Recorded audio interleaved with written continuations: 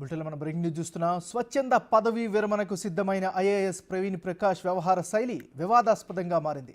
7 ఏళ్ల సర్వీసు ఉండగానే వీఆర్ఎస్కు సిద్ధమైన ఆయన ఆయా విభాగాల ఉన్నతాధికారులకు కలిసి దరఖాస్తు సమర్పించాలి.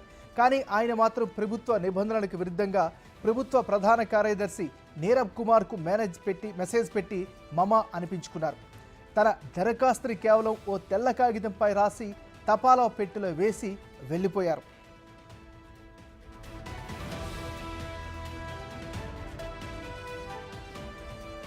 ఇది చూసి షాక్ అయిన జేఏడీ అధికారులు ఆయన కాగితాన్ని తిప్పికొట్టారు. దీంతో దిగివచ్చిన ప్రవీణ్ ప్రకాష్ తగిన ఫార్మేట్లో వీఆర్ఎస్కు దరఖాస్తు చేసుకున్నారు.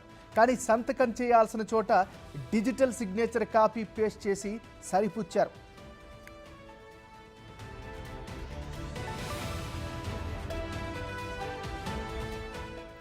జగన్ హయాంలో చక్రం తిప్పి నానా హంగామా చేసిన ప్రవీణ్ ప్రకాష్ ముందు నుంచి పలు వివాదాలకు కేర్ ఆఫ్ అడ్రస్గా నిలిచారు. జూనియర్ అయినా సీనియర్ ఐఏఎస్లపై పెత్తనం చెలాయించేవారు ఆయన అనేటటువంటి ఆరోపణలు కూడా ఉన్నాయి. విద్యాశాఖ నుంచి ఇటీవలే ప్రభుత్వం బదిలీ చేసింది. అయితే 7 ఏళ్ల సర్వీస్ ఉండగానే ఆయన వాలంటరీ రిటైర్మెంట్కు సిద్ధమయ్యారు.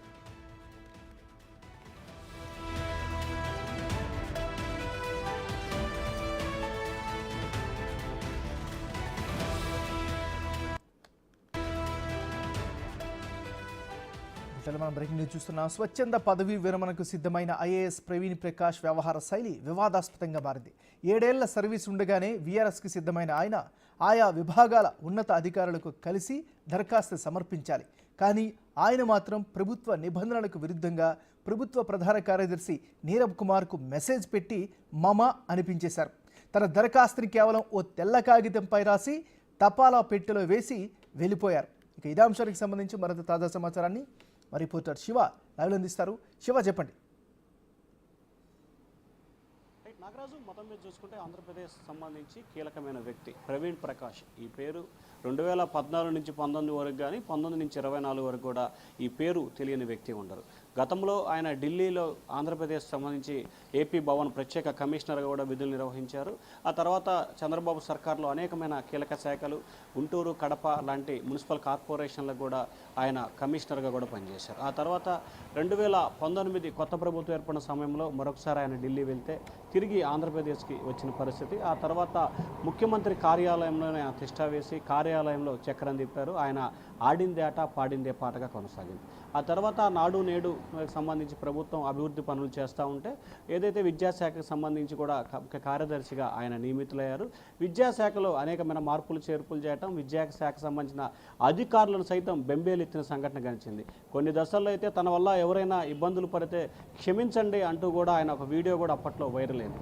తాజాగా వివాదాస్పదాలకి చిరునామా అయిన ప్రవీణ్ ప్రకాష్ తీరు మరొకసారి వివాదాలకి కేంద్రమైంది.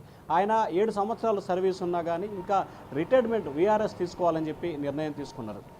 ఏదైతే గత ప్రభుత్వంలో ఇష్టానుసారంగా వ్యవహరించి కొత్త ప్రభుత్వం ఆయన పక్కన పెట్టింది, వెంటనే జిఏడీలో రిపోర్ట్లో జిఏడీ రిపోర్ట్లో సబ్మిట్ చేయాలని ఆదేశాలు జారీ చేశారు. ఆ తర్వాత ఆయనకు సంబంధించి కూడా ఏదైతే గతంలో ఆయన చేసిన వాటికి కొంత ఇబ్బందికర పరిణామాలు ఏర్పడతాయనే అంశానికి సంబంధించి కూడా ఇప్పటికే నాడు నేడు కానీ విద్యాశాఖకు సంబంధించి కూడా సమగ్రమైన దర్యాప్తు కొత్త ప్రభుత్వం చేపడుతున్న నేపథ్యంలో అనేక అవకతవకల అవకాశాలు, బయటపడే అవకాశాలు ఉన్నట్లు కూడా ప్రాథమికంగా తెలుస్తూ ఉంది. సో ఈ నేపథ్యంలోనే ఇప్పటికే ఈయనకు సంబంధించి కూడా మరొక వివాదాస్పదంగా వ్యవహరించారు. ఆయన వీఆర్ఎస్ తీసుకుంటున్నట్టు చీఫ్ సెక్రటరీ నీరవ్ కుమార్కి టెక్స్ట్ మెసేజ్ పంపించి ఆయన ఒక చిత్రమైన సంఘటనకి తెరదీపారు. సాధారణంగా వీఆర్ఎస్ తీసుకుంటే ఆ శాఖలకు సంబంధించిన అధికారిగా అయితే ప్రభుత్వ ప్రధాన కార్యదర్శి, వీళ్ళిద్దరిలో ఎవరో ఒకరికి ఒక ఫార్మెట్ ఉంటుంది. ఆ ఫార్మెట్లో ఎందుకు వీఆర్ఎస్ తీసుకోవాలనుకుంటున్నాను, వీఆర్ఎస్ తీసుకోవడానికి గల ప్రధానమైన కారణాలు ఏంటి అని మాన్యువల్గా అప్లికేషన్ ఫిలప్ చేసి స్వయంగా ఆ అప్లికేషన్ని సంబంధిత శాఖ ఇన్ఛార్జికి కానీ లేకపోతే ప్రభుత్వ ప్రధాన కార్యదర్శికి కానీ ఇవ్వాలి.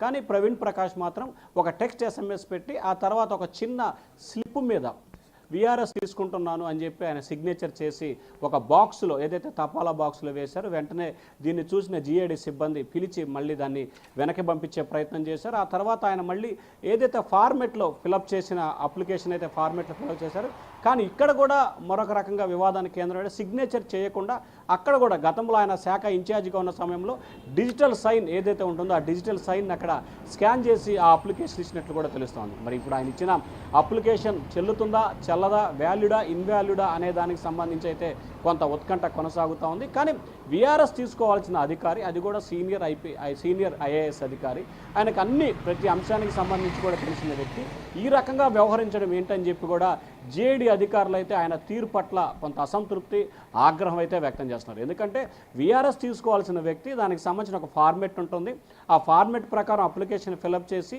ఎందుకు విఆర్ఎస్ తీసుకుంటున్నాను అనే దానికి సంబంధించి కూడా వివరంగా చెప్పాల్సిన అవసరం ఉంది. కానీ అటువంటి వ్యవహరించకుండా ఒక టెస్ట్ ఎంఎస్ ఒక స్లిప్ పై రాసి ఏదో నేను పలానా వ్యక్తిని కలవడానికి వచ్చానని చెప్పి ఏదైతే ఒక స్లిప్ మీద రాస్తారో అదే రకంగా ఆయన వ్యవహరించిన తీరు ప్రస్తుతం అయితే వివాదాస్పదంగా మారింది. Nagaraju. Right, thank you Shiva.